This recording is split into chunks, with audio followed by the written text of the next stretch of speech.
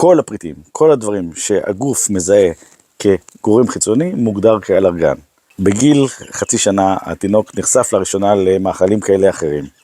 כל המאכלים, כל אחד, כל פריט בפני עצמו, מוגדר כאלרגן.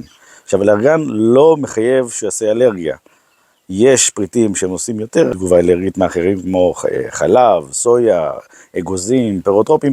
אצלם יש יותר נטייה לתגובה אלרגית, אבל כל הפריטים, כל הדברים שהגוף מזהה כגורם חיצוני, מוגדר כאלרגן. אם הוא יעשה תגובה אלרגית או לא, זה מאוד תלוי במערכת החיצונית של התינוק-תינוקת. אנחנו לא יכולים לדעת מראש אם לתינוק או לתינוקת תהיה תגובה אלרגית לאלרגן כזה או אחר.